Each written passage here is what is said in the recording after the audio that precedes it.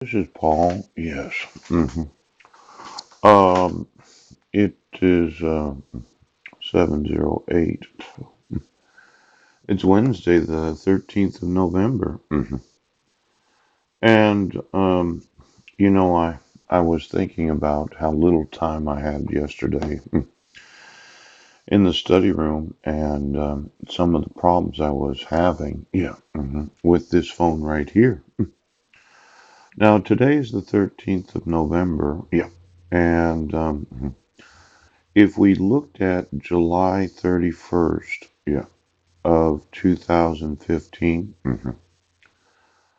um, it's been quite a long time since then. Yeah.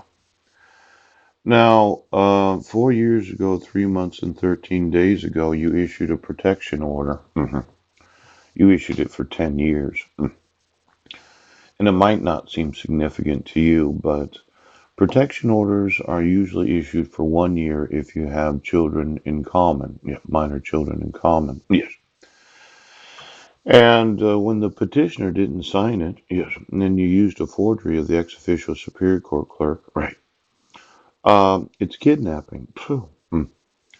Now, you had issued from this date, July 31st of 2015, yes.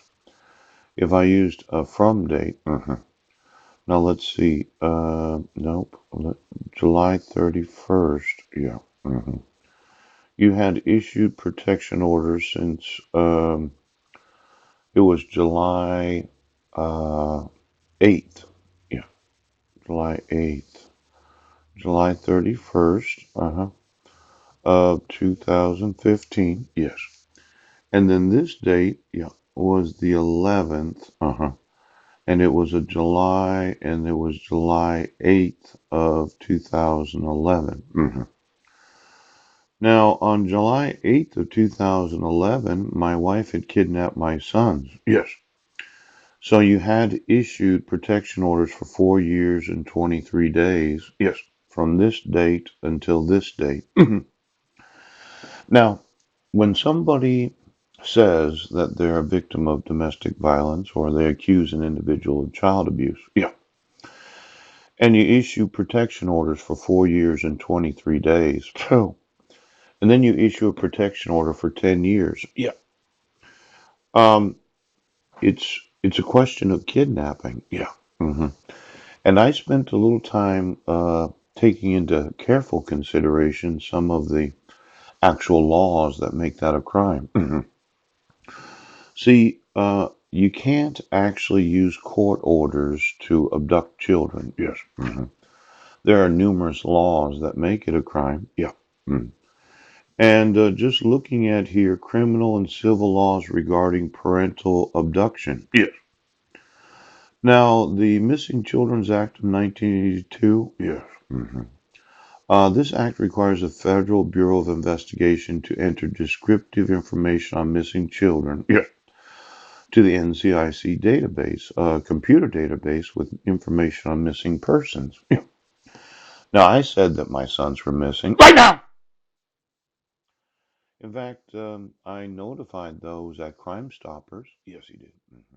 The police department, the sheriff's department. Yes. And I informed them that as a father, yes, when you use court orders to abduct children, yes, they're actually missing. Yeah.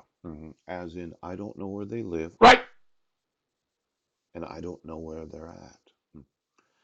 Now, I'm the father of the five sons. Yes. The National Child Search Assistance Act of 1990, yeah, requires the state and local law enforcement agencies to immediately enter information on missing children, yes, younger than 18 years old into the NCIC database.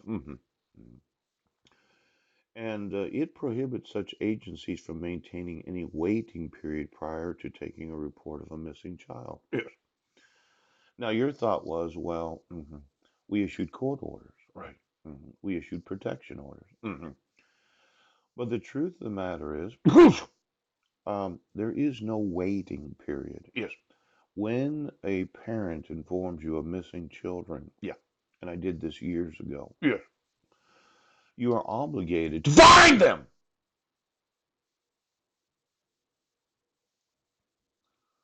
Now, the Missing Children's Assistance Act, 42 U.S. Code 5771, yes, that was enacted in 1984 and reauthorized in 88, 92, and 99. Yeah.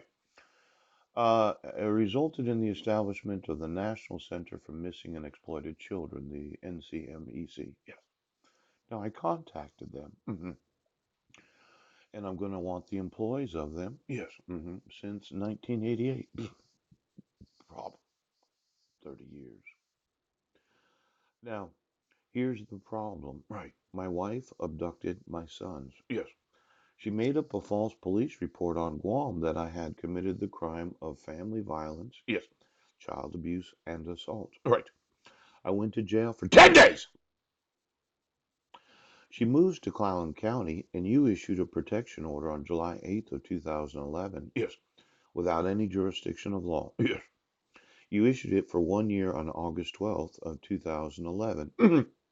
After I completed 7 hours of parenting classes, while on diversion, right, I moved back to Washington State on January 7th of 2012.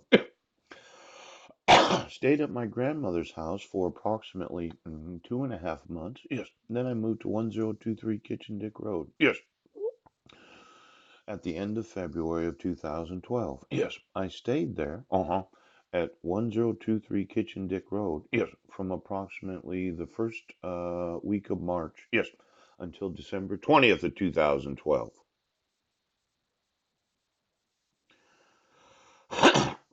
Mike turned the electricity off on me in the middle of the winter. Yes.